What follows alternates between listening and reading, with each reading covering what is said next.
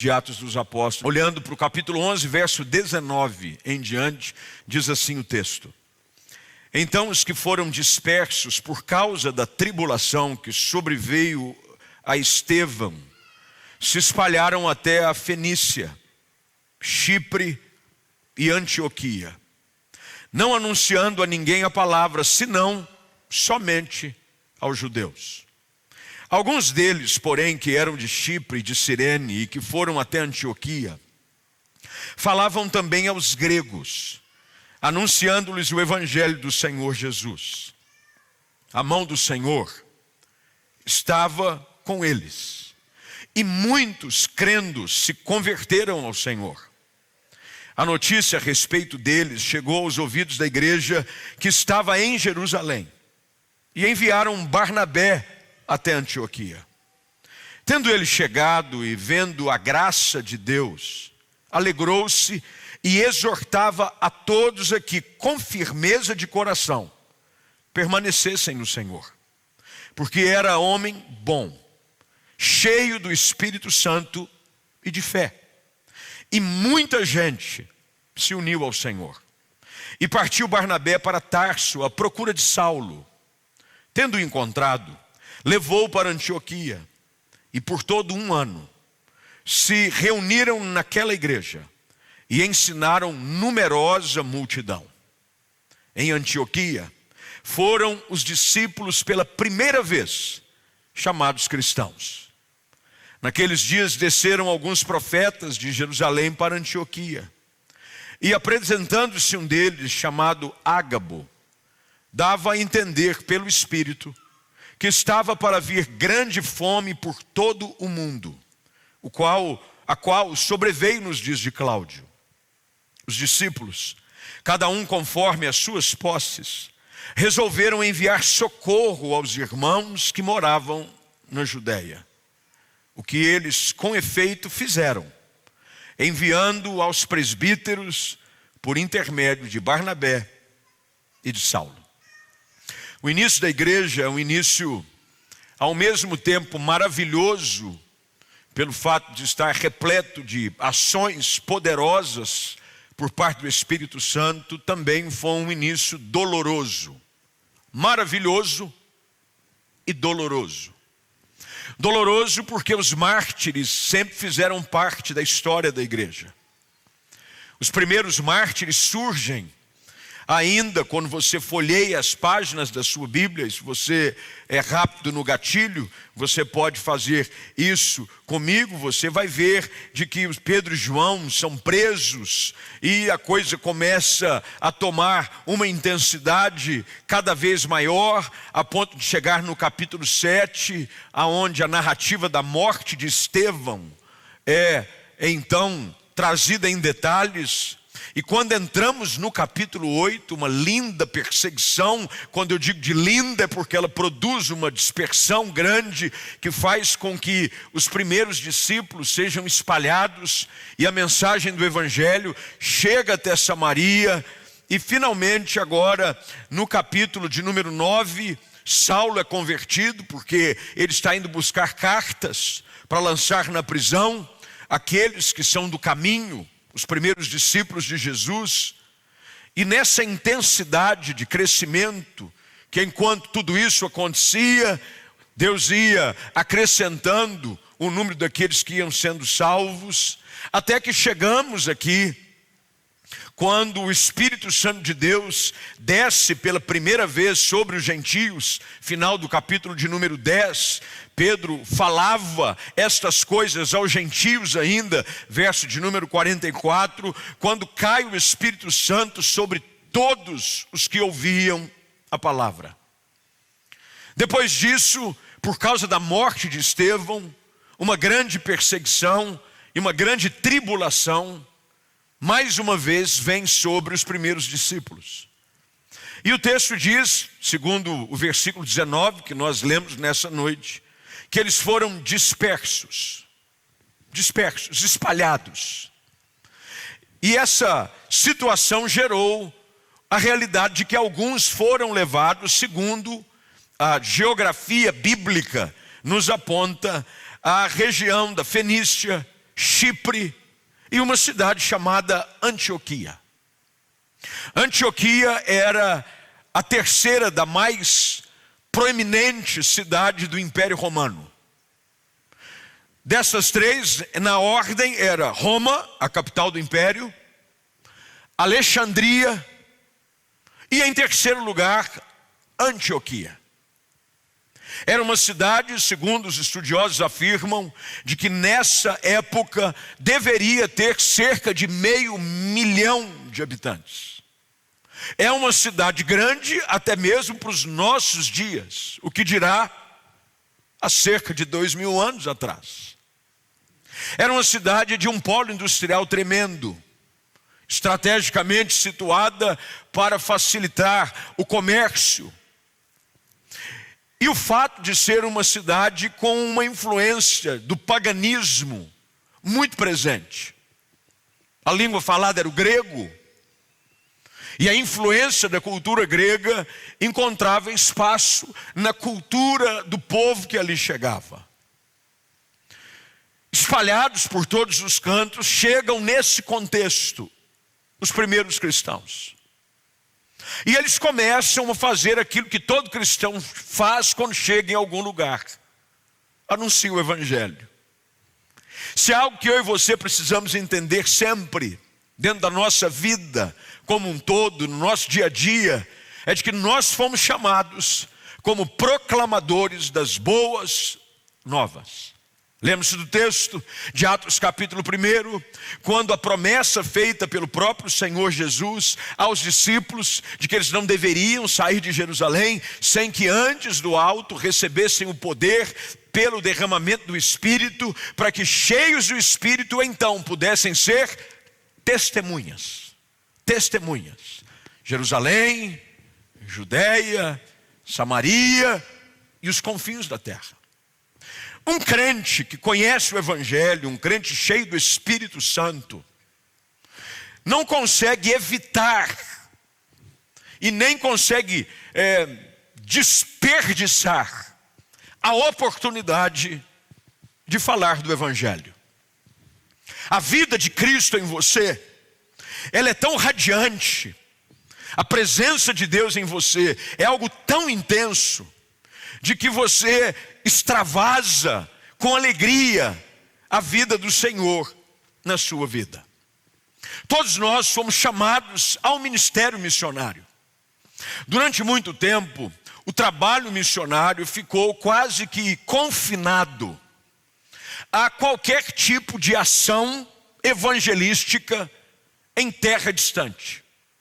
Se você perguntar para qualquer crente de algum tempo e você falar: eu vou fazer missões, quase que imediatamente vai haver uma ligação de, bem, se ele vai fazer missões é porque ele vai para outro canto. Ele vai ser missionário na África, ele vai ser missionário no Oriente, ele vai ser missionário na Rússia, ele vai ser missionário em algum lugar, porque ele é missionário. E nós falhamos em entender a concepção que eu entendo ser a mais fiel sobre o sentido da palavra missionário. Missionário é aquele que cumpre uma missão. Eu estou em missão. Eu estou numa missão. Sendo missionário, eu cumpro a missão. E a missão dada pelo Senhor, no poder do Espírito, é de que todos nós devemos ser pregadores do evangelho.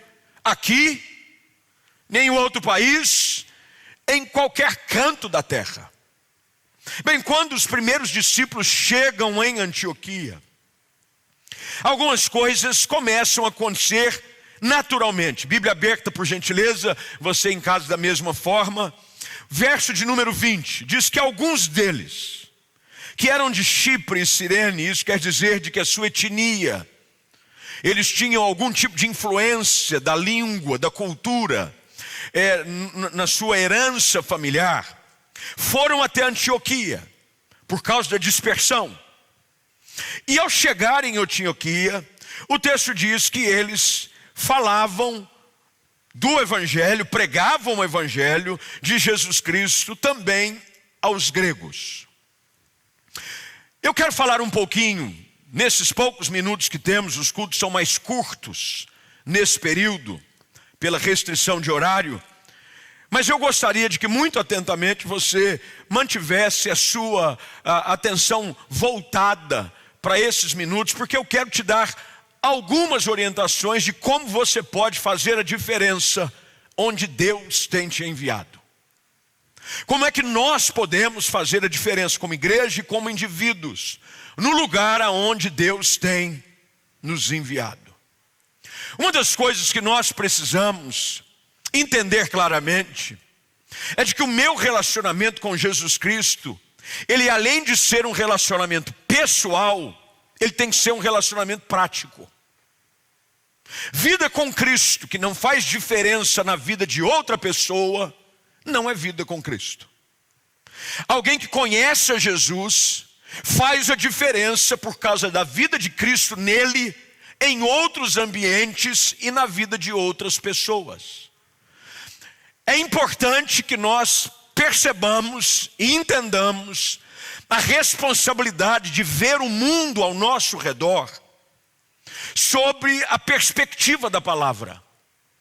E entender de que é minha responsabilidade anunciar as boas novas.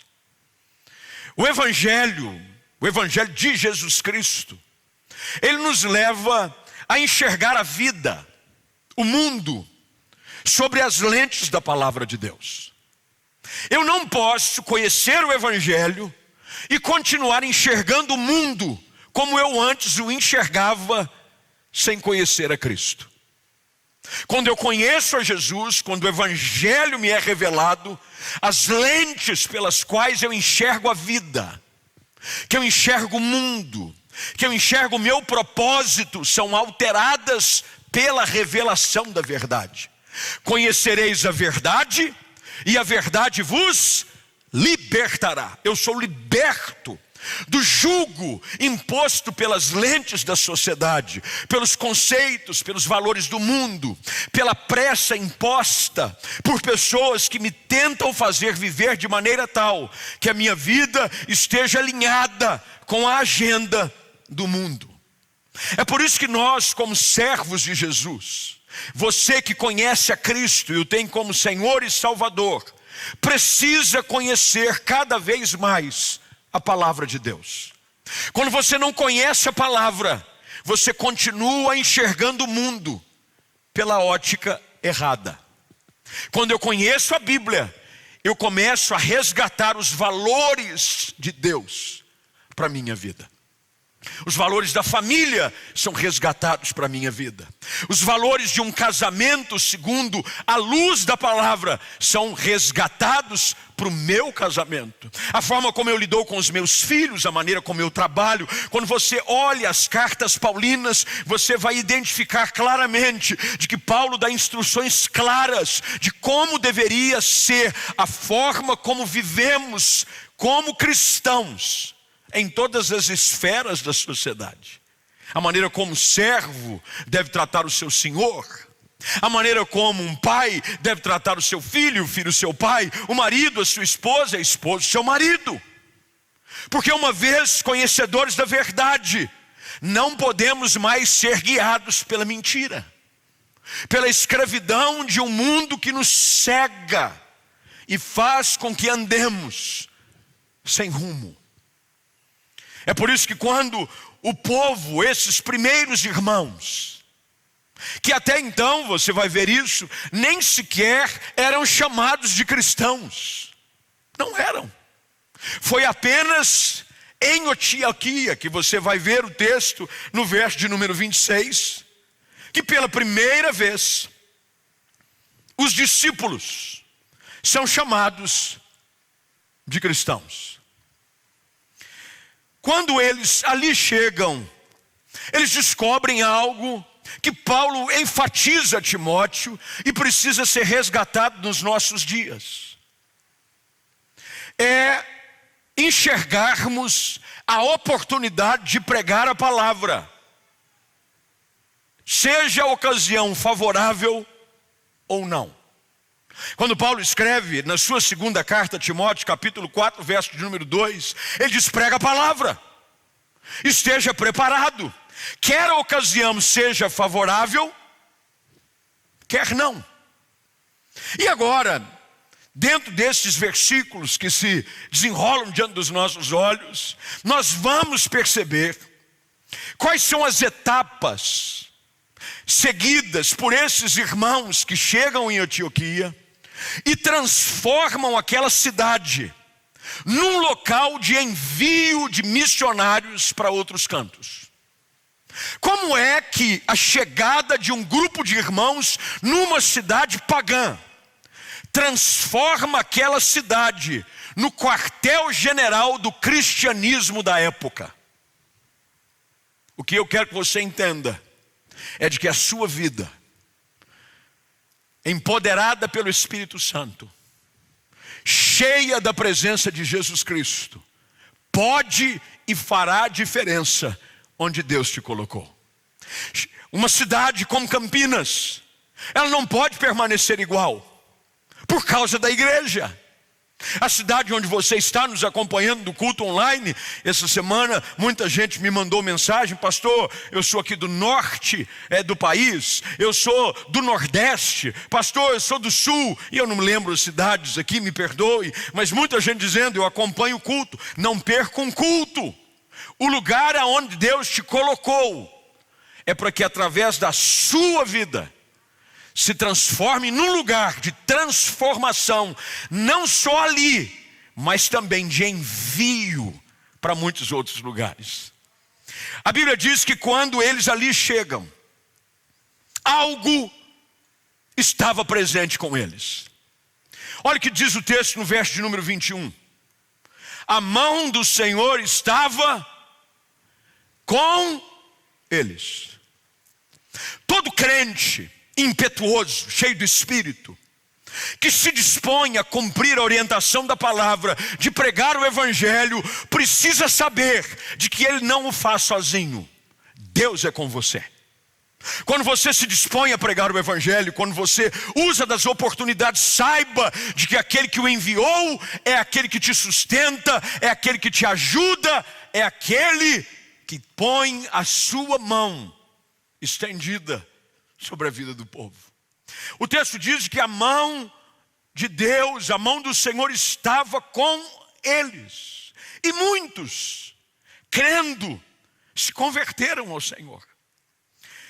Eu não sei se você já teve a experiência de levar alguém a Cristo Jesus. De todas as experiências que uma pessoa pode ter na vida espiritual, não existe uma mais gratificante do que levar alguém a Cristo. Não existe. É por isso que Jesus, diante daquela figueira estéril, ele a amaldiçoa a ponto dela secar até a raiz. E quando no caminho de volta, Pedro nota de que aquela figueira estava morta, Jesus estava ensinando algo aos discípulos, assim como o Espírito Santo quer ensinar algo a nós nessa noite. Quando nós não cumprimos o nosso propósito, nós perdemos a razão da nossa existência. A razão do crente é ganhar alguém para Jesus. A razão pela qual você foi salvo é para que através da sua vida o Evangelho chegue à vida de alguém. Quando os discípulos fugidos, preste atenção, a situação não era favorável.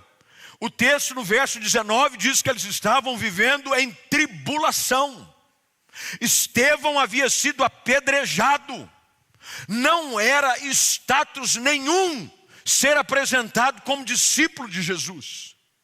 Mas mesmo diante de um cenário desfavorável, eles entendiam de que a vida deles de nada serviria, senão para pregar o Evangelho de Jesus Cristo.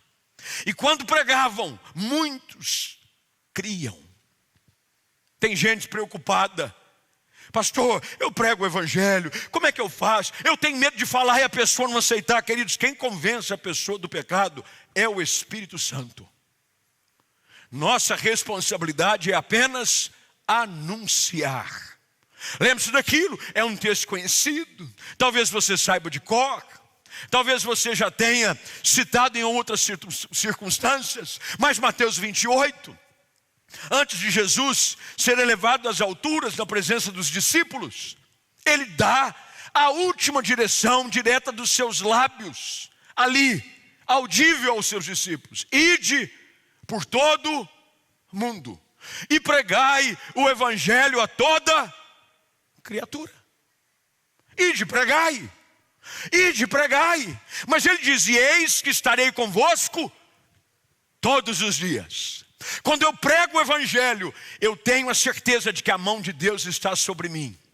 E a ação do Espírito se faz real na vida daquele o qual eu anuncio as boas novas de salvação. Quando eles chegam em Antioquia, eles começam a pregar. Tem gente que às vezes diz: pastor, qual é uma boa ocasião para pregar o evangelho? Toda ocasião é ocasião boa para pregar o evangelho. Aliás, nunca foi tão prático e fácil anunciar o evangelho como nos dias de hoje. Por exemplo, todos nós, se não 100%, mas eu poderia ousar dizer de que 99% tem uma rede social. Sim ou não? A maioria. Tem um Instagram da vida, tem um Facebook. Eu não sei se ainda tem Orkut. Orkut não dá mais, faliu, já era, falecido. Mas você tem alguma ferramenta. Quando Jesus, Lucas capítulo 16, verso de número 8, e você já deve ter ouvido essa expressão de Jesus, quando ele disse: os filhos do mundo são mais hábeis na sua própria geração do que os filhos da luz na administração das coisas do mundo. Ele estava dizendo isso porque a verdade é que nós, como crentes em Jesus, temos dificuldade de entender de que algumas dessas ferramentas, entre elas a rede social, é uma excelente oportunidade de pregar o evangelho. Mas você sabe qual é o problema? Você, vou olhar assim no vão para você não achar que é com você. Você usa a sua rede social para tudo, menos para falar de Jesus. Você posta meme, você entra em embate político, você posta selfie nada a ver, faz biquinho. Alguns de forma indecente. Aí você vai no perfil da pessoa, está escrito: discípulo de Jesus, escorpião. Já viram isso ou não? Tem gente que bota um versículo e embaixo põe um signo. Confusão. Ao invés de usar a oportunidade para pregar o evangelho num mundo aonde está sendo invadido hoje, meus irmãos, o grande campo missionário são as redes sociais. E elas estão sendo tomadas e invadidas por tanta gente aí expondo os nossos filhos, a nossa família, os nossos jovens, a um monte de besteira. Em nós, em Antioquia, na cidade onde Deus nos colocou, dispersos, espalhados, estamos perdendo tempo em não ocupar estes lugares, anunciando o evangelho de Jesus.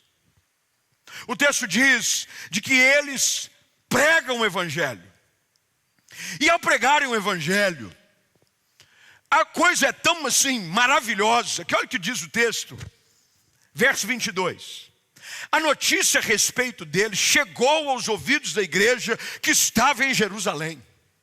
O que isso quer dizer? Houve um rebuliço tão santo em Antioquia. Começou a converter tanta gente, gente sendo liberta, família sendo transformada, que chegou ao ouvido dos apóstolos, que se concentravam ainda até então em Jerusalém. Eles não tem que mandar alguém. Eles já haviam feito isso quando Filipe prega em Samaria e um homem chamado Simão queria tomar vantagem, né, para ganhar lucro com o evangelho. Quem é enviado? Pedro. Opa, Chegou a notícia em Jerusalém, Filipe foi a Samaria, o evangelho está sendo muita gente convertida, mas tem um cara lá chamado Simão, e ele está querendo usar o evangelho de uma forma errada. Pedro, o apóstolo, vai lá e põe ordem na casa. Agora os crentes de Antioquia, e aqui a gente vai aprendendo, crente cheio do Espírito Santo, aonde chega, o lugar é transformado. Chega em Antioquia, esses primeiros crentes, e a notícia a respeito deles chega aos ouvidos da igreja que estava em Jerusalém. E quando chega lá, eles enviam um homem chamado Barnabé. Depois, mais à frente, nós vamos aprender um pouquinho mais sobre Barnabé. Mas Barnabé aqui tem no seu currículo algumas virtudes que nos são apresentadas. Verso 24, diz que esse Barnabé era um homem bom, cheio do Espírito Santo e de fé. Bem, esse homem, Barnabé, homem cheio do Espírito, bom e de fé, é enviado a Antioquia. E quando ele chega, verso 23, preste atenção, esse texto é riquíssimo. Quando ele chega e vê, grifa aí na sua Bíblia, a graça de Deus. Deixa eu explicar uma coisa para você, você que está em casa me assistindo, você que está aqui presente. Não tenha medo de anunciar o evangelho, porque quando você anuncia o evangelho, a graça de Deus é revelada através da sua vida. Quando Barnabé chegou e viu, eu gosto da expressão, chegou, ele viu. O que é ver a graça de Deus? Veja o que o texto diz, ele vendo. Bem, ele viu é porque foi algo que com seus olhos ele pôde testemunhar. Com certeza, ele viu famílias transformadas, pessoas libertas, pessoas com um vocabulário transformado. A graça de Deus muda realidades. Quando Barnabé chega a Antioquia, ele vê a graça de Deus. E ele se alegra. Ele se alegra. Meu irmão, não há maior alegria do que essa. E João escreve isso na sua carta, de saber de que os seus filhos andam na verdade. Culto bom é culto onde há salvação. Culto bom é onde há arrependimento de pecados. Culto bom é onde há pessoas que estavam distantes do caminho, voltam para o caminho. Barnabé chega, e por saber a história da cidade, acredita-se que Barnabé havia sido enviado, porque ele era de onde? Eu tinha uma música dos Vencedores, eu acho que era dos Vencedores, ou era do Nelson Bomica, Guilherme Quer. Era seu nome Barnabé, natural de Chipre. Quem conhece essa aí? Levanta a mão, você que está em casa também, finge que você está, eu estou te vendo. Lembra desse? Era seu nome Barnabé, natural de Chipre, também chamado de José das Consolações, homem bom e piedoso, cheio de temor e fé, homem de Deus. Está saindo meu CD semana que vem. Guilherme Quer perdeu. Ele era de onde? De Chipre. Chipre tinha uma influência grega. Por que eles escolhem enviar Barnabé? Porque ele falava o idioma. Ele provavelmente já conhecia a cidade de Antioquia. E agora voltando a Antioquia, depois da influência da igreja, dos primeiros discípulos de Jesus, qual não é a surpresa de Barnabé? Quando ele percebe que a cidade havia mudado. Deixa eu fazer uma pergunta para você. As pessoas que antes te conheciam ficam impressionadas ao te encontrarem de novo depois que Jesus entrou na sua história ou não? Porque, meu irmão, a mudança tem que ser visível. O texto diz que Barnabé viu a graça de Deus e se alegrou. Quando diz o texto daquele cego que foi curado, cego de nascença, e os seus inquisidores perguntaram quem havia feito aquilo com ele, o seu testemunho é simples. Ele diz: uma coisa eu sei, antes eu era cego e agora eu vejo. Mudança radical. O evangelho produz mudança radical. O que mentia, não mente mais. Não é que ele mente de vez em quando. Eu converti, mentia muito, agora só de vez em quando. Não. O que roubava, não rouba mais. Eu roubava, hein? Muito, 1 milhão. Agora só 900 mil. Estou melhorando, hein? Não. Mudança. O que adulterava, não adultera mais. O que fornicava, não fornica mais. Mudança. Visível. A graça de Deus é visível na vida daqueles que recebem o evangelho de Jesus. Barnabé chega a Antioquia e se alegra, mas ao mesmo tempo, com a sua Bíblia aberta, por favor, diz que eles os exortava a todos com firmeza de coração. Primeira coisa que nós como missionários devemos fazer: usar de todas as oportunidades para anunciar a verdade do evangelho às pessoas. O meu desafio a você fica nessa noite, porque o tempo está indo embora. Essa semana, não perca a oportunidade de falar do evangelho de Jesus para alguém. Deus vai te dar oportunidades, Deus vai te dar situações. Todos os dias nós interagimos com pessoas em rede social. Agora com esse negócio de isolamento está um pouco mais difícil, mas agora o comércio retomou. Aliás, o povo está desesperado para ir para a rua. Reabriu ontem. O povo não comprou nada, porque eu vi uma reportagem, o povo não tem dinheiro. Foram para o shopping, aí perguntaram para os lojistas: como é que foi? Péssimo. Todo mundo no corredor, ninguém dentro das lojas. O povo estava enclausurado, estava já assim, sufocado de ficar preso. Saiu para a rua de novo. Fala do evangelho, fala do amor de Deus. Eu recebi um vídeo, acho que foi postado. Não recebi não, postaram e eu vi. Não, me enviaram. Estava postado, mas me enviaram. De um rapaz que a bordo do menino estava vendendo paçoca. Já viram esse vídeo? Não. Estava vendendo paçoca num semáforo. E o rapaz, ele não mostra o rosto, não se identifica. Ele apenas registra a cena. Ele diz: rapaz, você está tentando vender paçoca? É, estou. É daí que você tira o seu sustento? É. Falou: então, Deus mandou parar aqui nesse semáforo. O rapaz da paçoca assustou. Você está batalhando, quantos são na sua casa? Não é só eu, meu irmão mais novo e minha mãe. E é da venda aí da paçoca que você põe comida na sua mesa?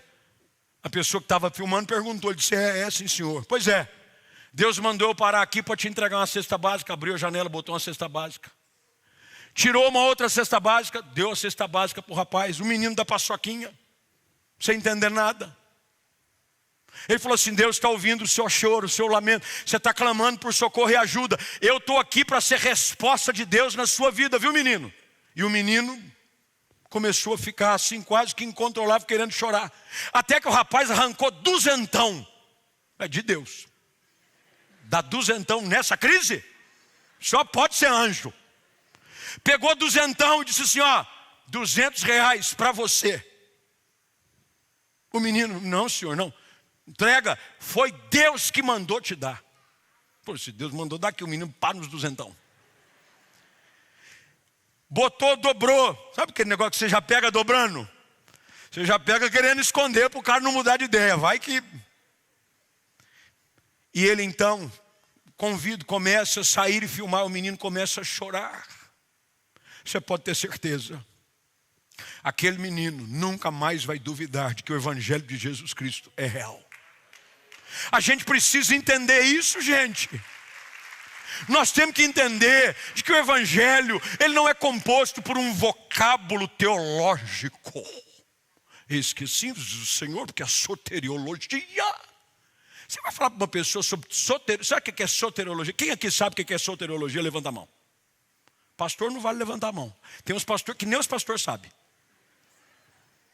Soteriologia é a doutrina da salvação. Aí tem gente dizendo assim: eu preciso aprender um pouco mais de pneumatologia. O que é pneumatologia? Pneumonia?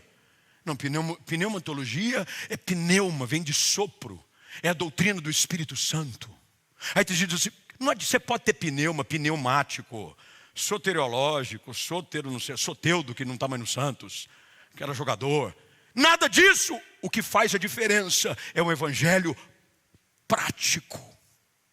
Um evangelho visível, a graça de Deus visível, de tal maneira, de que este homem não apenas apresenta o evangelho, mas o texto diz que ele os exorta a permanecer no Senhor. Como missionários nós pregamos o evangelho, mas como missionários nós exortamos os crentes a permanecerem firmes em Deus. Esse é um tempo em que tem muita gente que está se desviando do caminho. Por causa das lutas, o distanciamento da igreja, porque tem gente que é igreja dependente. Se ele não está na igreja, ele desvia. Esse é um momento que nós, como missionários do reino, precisamos exortar as pessoas a voltarem, a permanecer firmes. Liga para alguém que você não está vendo na igreja. Liga para alguém que você sabe que é crente, mas está desanimado. Barnabé vai e os exorta. Ele era homem bom, cheio do Espírito Santo e de fé. E olha o que acontece. Verso de número 24. Muita gente se uniu ao Senhor. Olha que coisa linda. O verso 21 diz o quê? A mão do Senhor estava com eles e muitos crendo. Verso 24. Muita gente se uniu ao Senhor. Você ficará surpreso a quantidade de pessoas que está apenas esperando uma oportunidade chegar através da sua vida de ouvir o evangelho de Jesus e se render aos pés da cruz. Um dos livros que eu escrevi, chamado Deus da Esperança, eu uso uma expressão que ela se popularizou em alguns lugares, que eu digo: você ficaria surpreso ao ver que ao lançar uma tábua escrita esperança, no mar da desesperança, a quantidade de gente que ia tentar se agarrar nela. O mundo aí fora está desesperado para ouvir uma mensagem de esperança. E a única esperança verdadeira é Jesus Cristo. E nós somos os missionários do reino, responsáveis por anunciar. O trabalho foi tão intenso que Barnabé foi pedir ajuda. Pela primeira vez, aparece agora na cena quem? Aquele que depois ficará famoso por escrever quase metade do Novo Testamento. Paulo, ainda aqui denominado Saulo. O crescimento em Antioquia do evangelho foi tão grande que Barnabé disse: eu preciso de ajuda. Ele vai até Tarso, que era a cidade. Paulo era Paulo de Tarso. Por que ele vai buscar Paulo também? Porque ele era poliglota. Ele conhecia a cultura grega. Ele sabia muito bem interagir com os cidadãos de Antioquia. Ele chama a ajuda de Paulo. E agora, encontrando, leva a Antioquia. E presta atenção, estou terminando. 3 minutos, mais 15. E por todo um ano, se reuniram naquela igreja. Terceira coisa que o missionário faz: ele ensina as pessoas a importância de estarem juntos. Eu prego o evangelho. Eu exorto as pessoas a voltar. E eu os conscientizo da importância do corpo. Está uma conversa fiada dizendo assim: tá bom online. Tá nada. Bom é isso aqui, gente. Fala a verdade. Bom é a gente ver a cara um do outro. Pregar para lente é um desafio. Bom é quando você prega, eu digo um amém. Dá um amém para ajudar. E amém, amém. Amém. Olha que ajuda. Eles então os ensinam a estarem reunidos naquela igreja. E agora ensinaram uma numerosa, verso 26, vai, porque o tempo está passando. Numerosa multidão. Essa multidão foi ganha por causa de alguns crentes que chegaram em Antioquia. Você sabia que eu e você temos autoridade e poder no Espírito Santo para transformar multidões? O texto termina, eu termino com ele, que a coisa ia bem. Eles agora são chamados de cristãos. O evangelho é tão incorporado, tão vivido na vida deles, que os cidadãos de Antioquia olharam para eles e disseram: eles são do partido de Jesus, do partido de Cristo. Eles são pequenos cristos. A vida de Cristo era tão fácil de ser percebida na vida deles, que os cidadãos de Antioquia diziam: lá vão os pequenos cristos. Mas o problema é que houve uma dificuldade. Naqueles dias, no dia de salvação, no dia de grande multiplicação de discípulos, alguns profetas de Jerusalém desceram para Antioquia. Verso 28. E apresentando-se um deles, chamado Ágapo, dava a entender pelo Espírito que estava para vir grande fome por todo o mundo, o qual veio nos dias de Cláudio. Os discípulos, agora presta atenção e eu termino aqui. Cada um conforme as suas posses, resolveram enviar socorro aos irmãos que moravam na Judéia.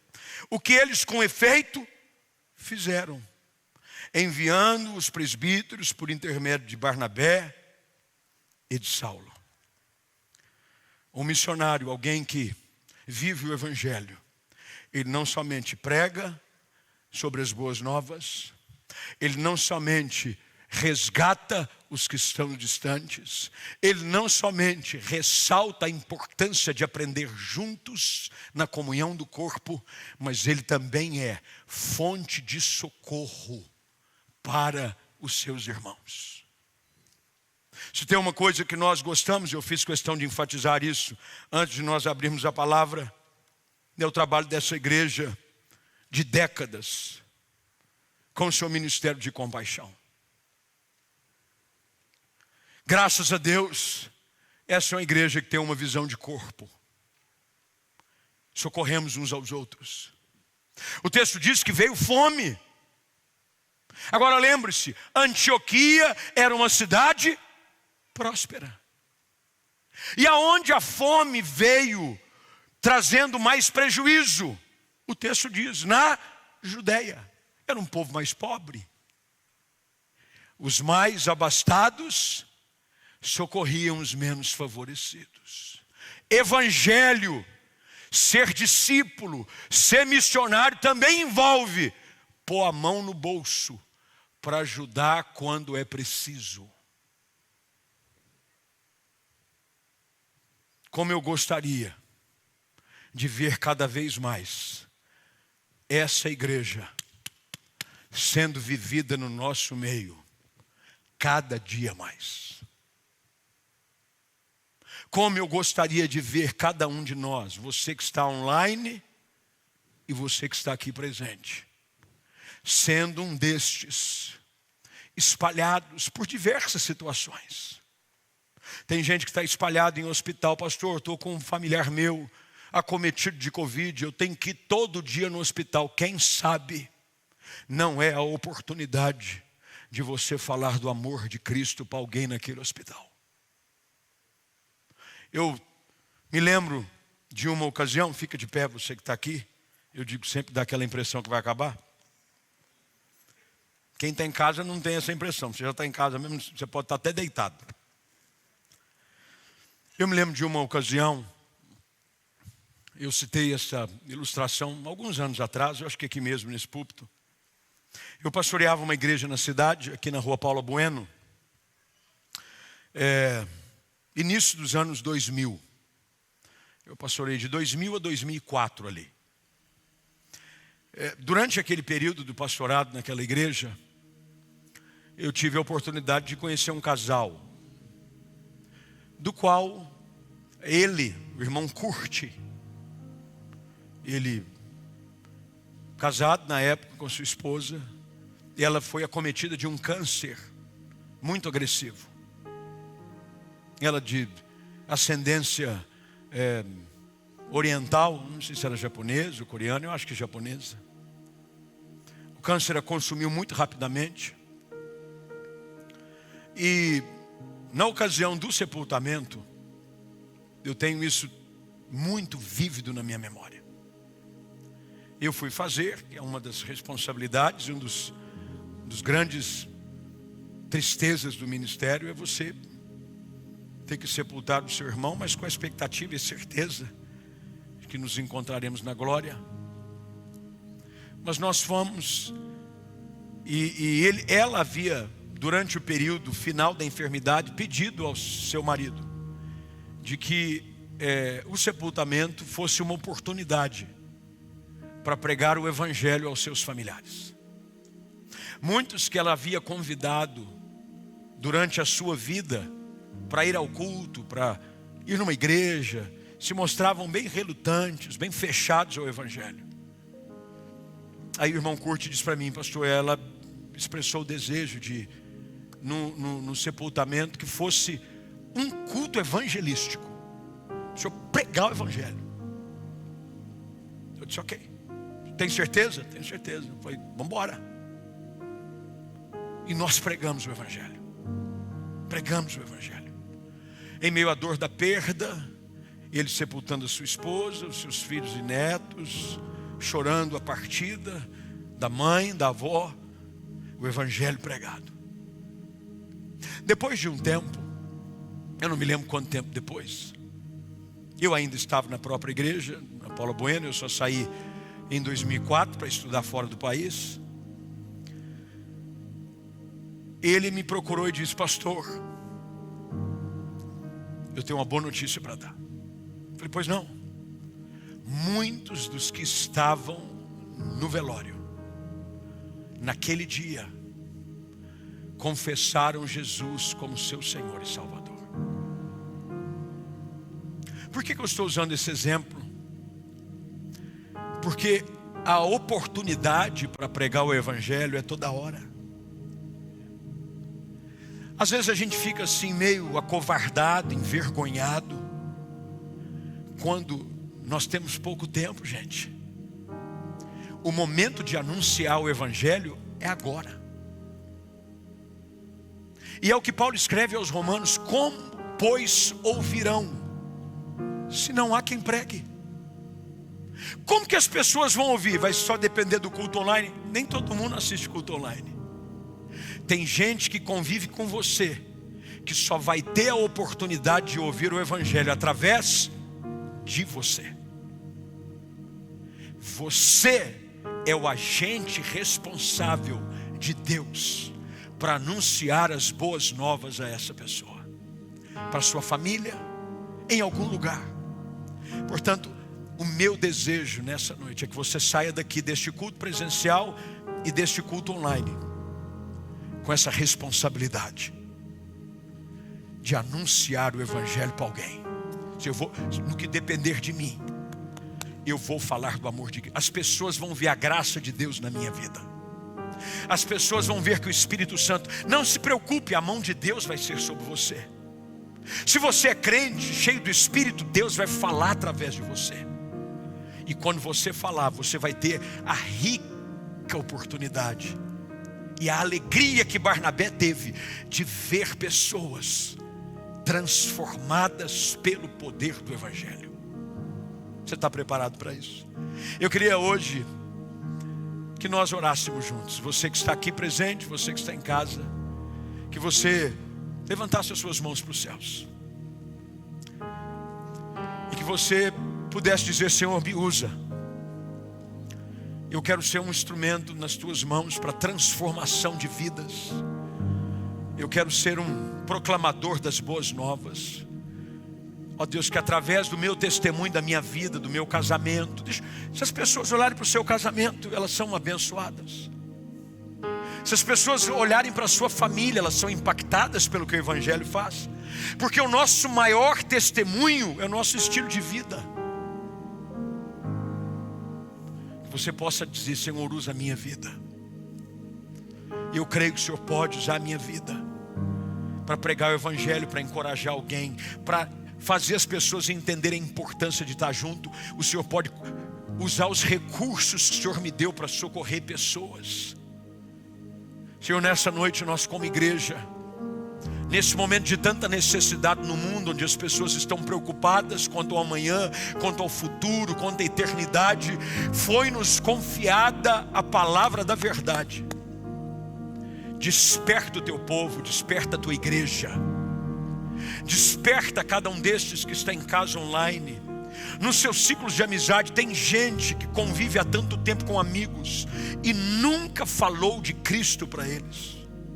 Tem gente dentro do núcleo familiar que nunca deu um bom testemunho e por conta disso perdeu a oportunidade de revelar a vida de Cristo nele. Ó Deus, incomoda cada um de nós, que nesse tempo chamado hoje a tua igreja se levante, e que assim como aconteceu em Antioquia, muitos, a ponto de virar uma multidão, que nasce uma igreja forte, a ponto de ser fonte de socorro para outros mais necessitados. Ó Deus, faz isso conosco, faz isso com a igreja central, faz isso com as nossas extensões.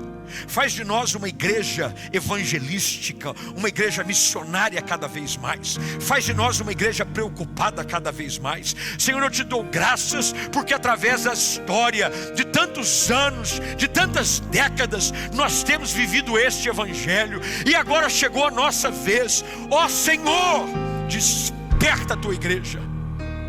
E que através da nossa vida, a nossa Antioquia seja impactada. O lugar onde o Senhor nos colocou, aonde o Senhor nos dispersou, seja transformado. Nós assim oramos, em nome de Jesus. Amém, amém e amém.